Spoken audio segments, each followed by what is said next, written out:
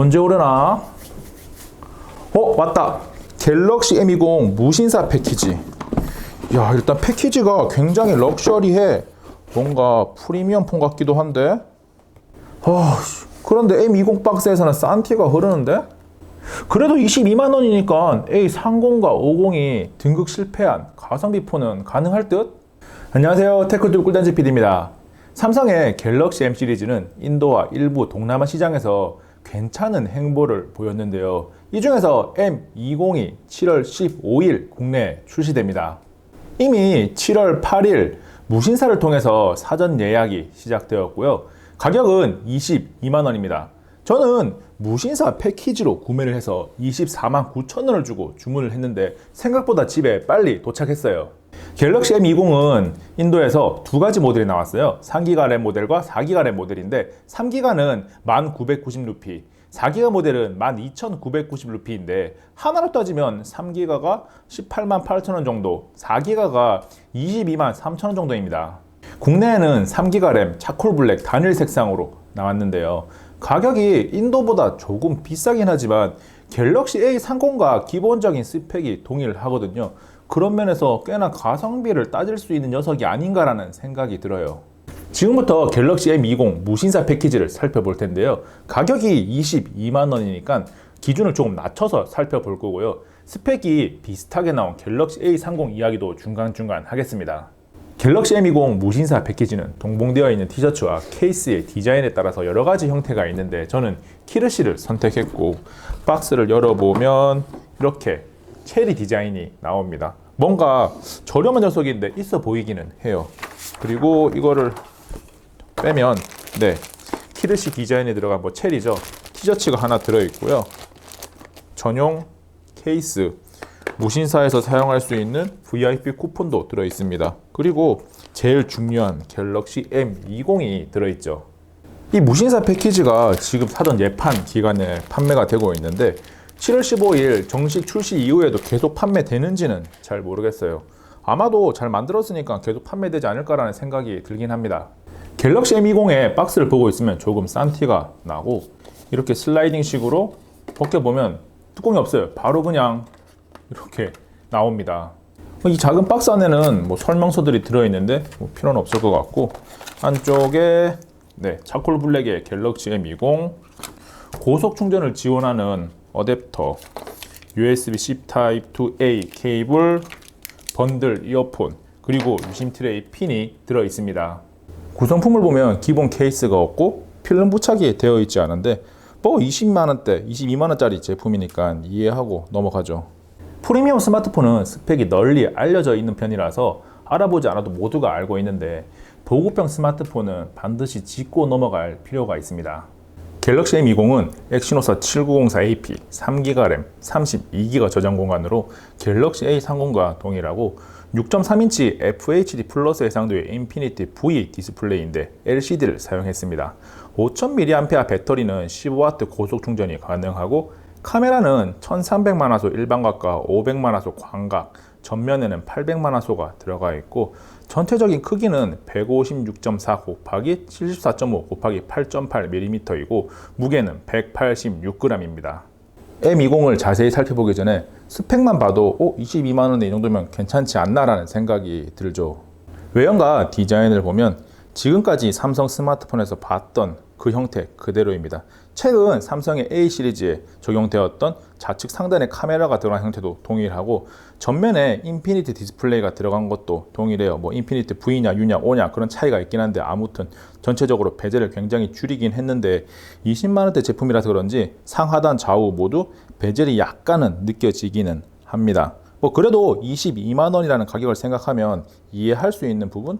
넘어갈 수 있는 부분이죠. 측면도 슬쩍 보고 가면 오른쪽에는 볼륨 조절 버튼과 전원 버튼이, 왼쪽에는 유심 트레이가 있는데 꺼내서 보면 마이크로 SD 카드와 유심을 장착할 수가 있습니다. 해외 모델은 듀얼 유심을 지원하는데 국내에서는 지원하지를 않아요. 상단에는 특별한 게 없고, 하단에는 3.5파이 오디오 단자와 USB-C 타입 충전 단자, 그리고 스피커 등이 있습니다. 한마디로 정리해서 외형적인 부분은 전체적으로 무난하다, 깔끔하다라고 할 수 있어요. M20은 6.3인치 FHD 해상도를 지원하는 인피니트 V 디스플레이를 탑재했는데 올레드가 아니라 LCD를 사용한 게 조금 아쉽긴 하지만 그래도 FHD 해상도를 지원하기 때문에 보급형에서는 괜찮다라고 할 수가 있어요. 기본 성능 확인을 위해서 벤치마크 3종을 돌려보겠습니다. 안투투와 긱벤치 3D마크를 돌려볼 텐데요. 먼저 안투투입니다. 안투투 결과가 나왔는데 10만 점이 조금 넘게 나왔습니다. 보급형에서 10만 점을 넘겼으니까 이 정도면 괜찮다라고 할 수가 있죠. 다음은 긱벤치 4를 돌려볼게요. 긱벤치 4는 싱글코어가 멀티코어 점수가 나올 텐데 어느 정도가 나올지 궁금하네요. 긱벤치 4는 싱글코어가 1340, 멀티코어가 4153점이 나왔는데 딱 보급형 수준보다는 조금 더 높게 나왔고요. 괜찮은 수준입니다. 마지막은 3D마크인데요. GPU의 성능을 가늠할 수 있는 테스트죠. 3D마크 점수는 오픈GL이 623점, 볼칸이 404점이 나왔고요. 오픈GL 점수 세부 정보를 보면 전체 이 테스트를 한 디바이스 중에서 하위 25% 정도니까 보급형임을 감안하면 괜찮다고 할 수가 있어요. 이번에는 배틀그라운드 모바일을 한번 돌려보겠습니다. 로딩 속도를 있는 그대로 다 보여드릴게요.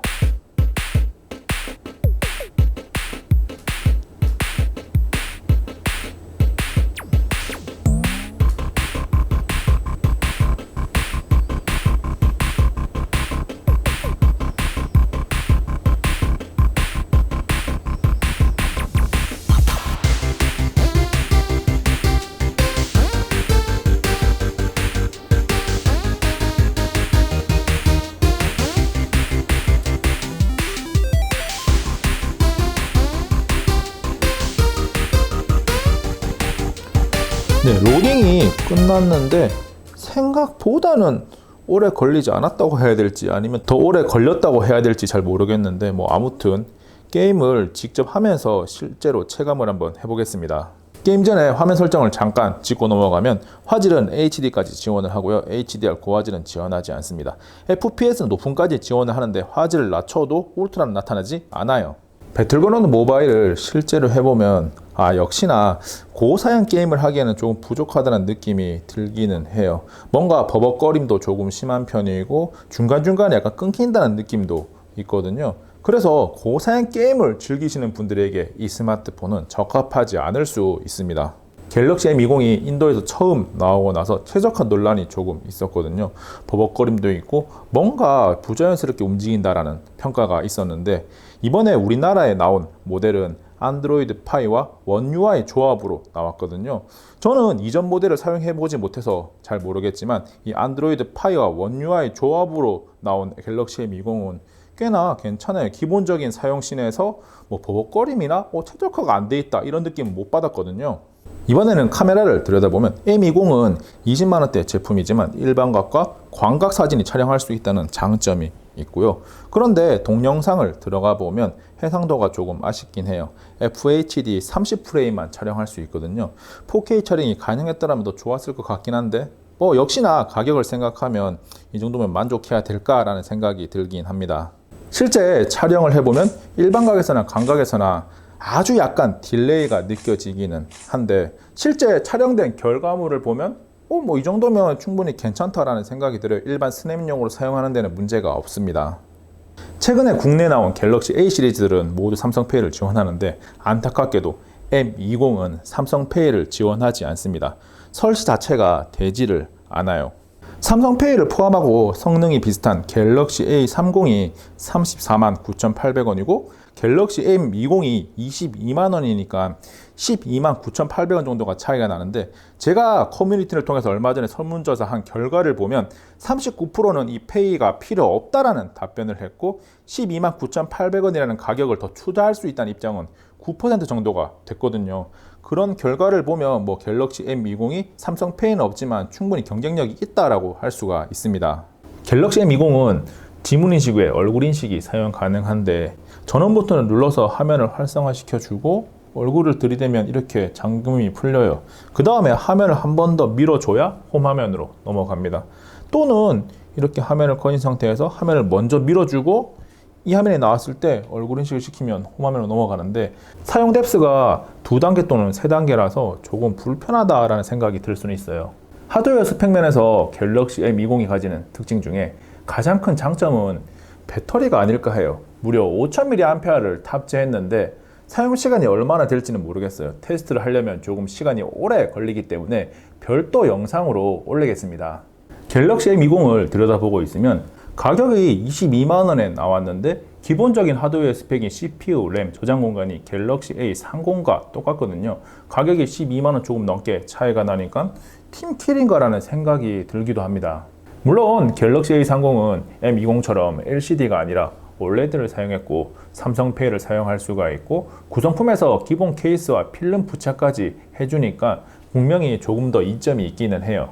그래도 갤럭시 M20이 기본 성능도 뭐 이 정도면 괜찮고 FHD 해상도를 지원하고 두 가지 화각 사진 촬영이 가능하고 고속 충전까지 가능한 무려 5000mAh 배터리를 탑재했다는 것을 생각해보면 충분히 가성비가 좋다라는 표현을 할 수 있지 않을까라고 생각합니다. 갤럭시 A30과 50이 30만원대와 40만원대에서 딱 그 가격만큼의 그냥 괜찮은 스마트폰이다 라고 한다면 이 녀석은 뭐 가성비가 좋은 보급형이다 라고 할 수 있는 거죠. 그리고 아직 사전 예판 기간이 며칠 남았으니까 무신사 패키지를 선택해서 티셔츠와 케이스를 함께 얻는 것도 괜찮은 선택이 될 수가 있어요. 영상을 끝내기 전에 다른 갤럭시 M 시리즈에 대한 출시 계획을 한번 짚어보면 지금 국내에는 20만원대 갤럭시 M20, 30만원대 갤럭시 A30, 40만원대 갤럭시 A50이 출시되었거든요. 가격대별로 이미 라인업이 완성되었기 때문에 M 시리즈가 들어갈 자리가 마땅치가 않아요. M10은 스펙적으로 너무 낮아서 국내 소비자들의 눈높이 자체를 맞출 수가 없기 때문에 나올 가능성이 굉장히 낮고 M20보다 스펙이 조금 더 좋은 M30은 뭔가 A30과 A50 사이에 찐빵이 되는 느낌이거든요. 그래서 갤럭시 M10과 30은 국내 나올 가능성이 거의 없다고 보면 되고 일부 40이 국내 출시될 거라는 예상을 하는 분들이 있는데 이마저도 가능성은 없다고 봅니다. M40이 A50과 겹치는 부분이 굉장히 많거든요. M40이 나오면 A50을 팀킬해야 되기 때문에 역시나 나오기 힘들 거예요. 삼성의 갤럭시 M20에 대한 이야기는 여기까지고요. 5000mAh 배터리를 테스트한 영상이 곧 올라가니까 기다려주세요. 안녕. 잠깐 구독과 좋아요, 알림 설정 하셨나요? 빠른 테크 정보와 특이한 실험이 있는 꿀단지TV를 계속 만나보세요. 이미 눌렀다고요? 감사합니다.